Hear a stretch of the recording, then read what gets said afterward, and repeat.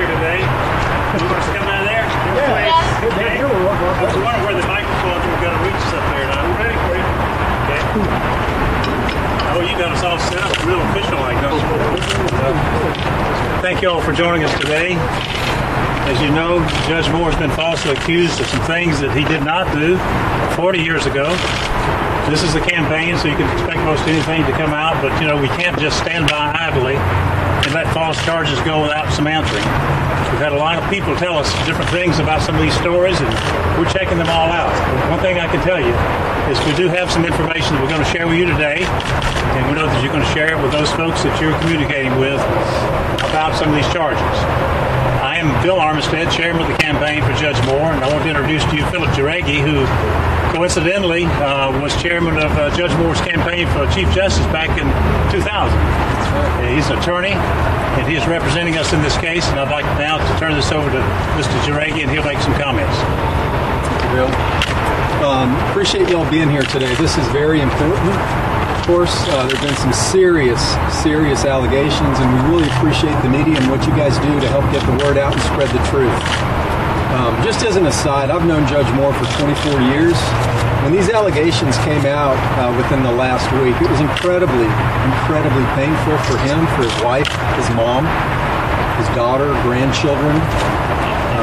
In these types of cases, there's always someone who's alleging and the other person. And in those cases, when it's true, it's horrible for the person making the allegations.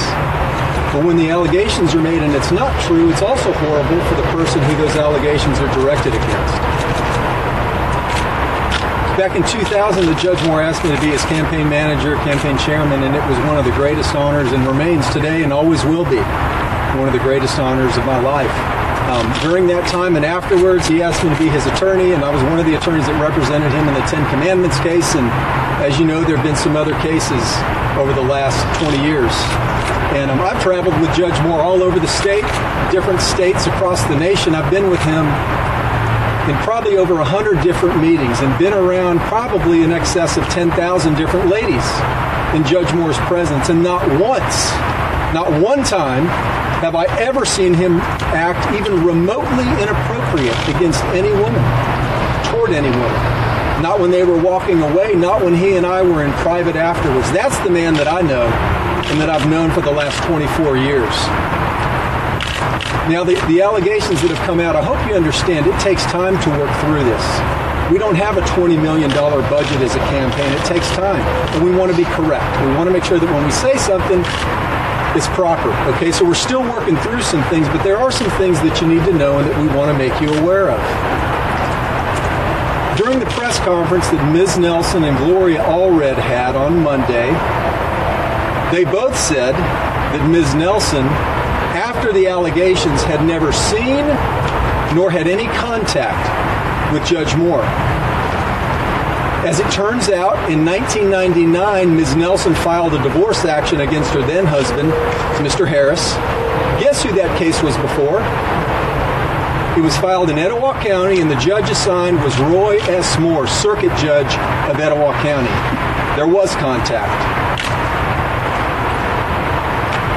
Judge Moore signed an order in that case as well, and we'll talk about that in a minute.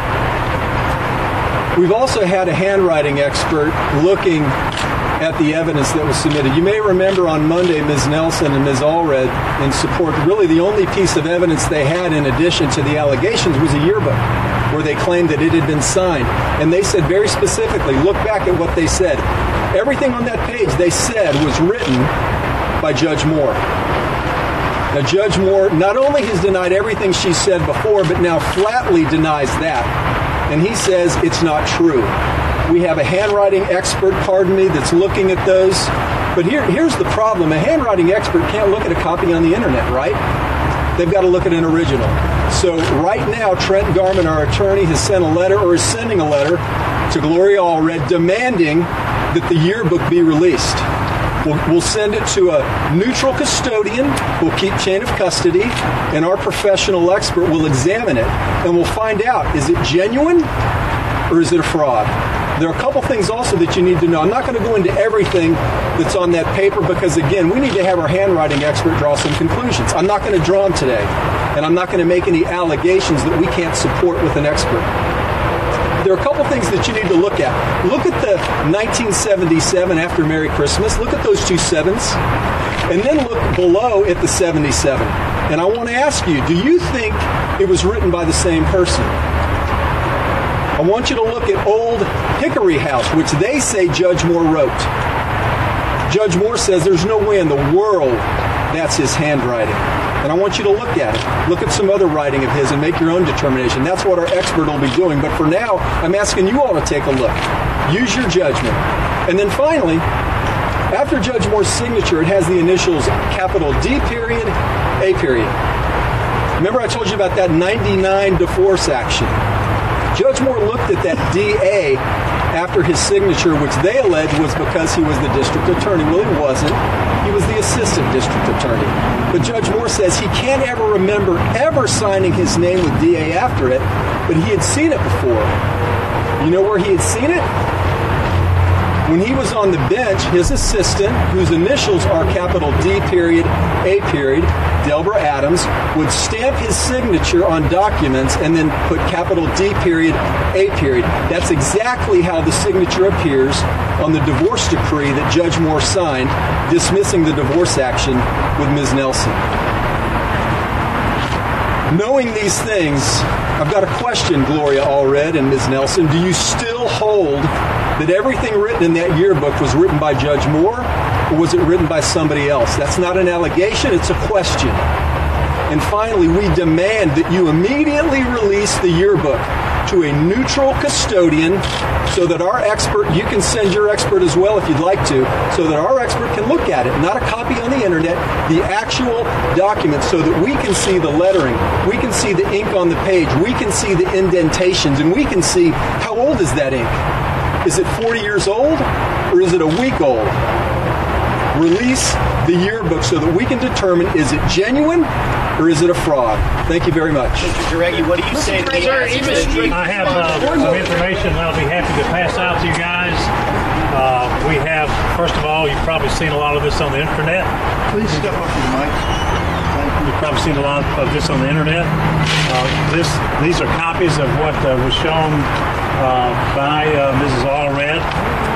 I'll just let you all pass them out if that's okay. And also what we have here is the copy of the divorce papers, not the entire thing. We show the cover page, and then what's so important is we show the final page, which has Judge Moore's signature on it with the DA.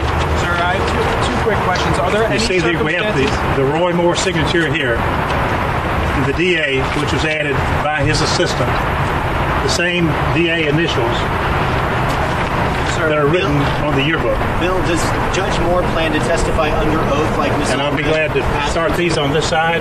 Sir, and since this is a legal matter, the legal expert is spoken. Did Judge Moore say that he had never met her? Thank you very much. Why didn't you have her in an original interview with Hannity, sir?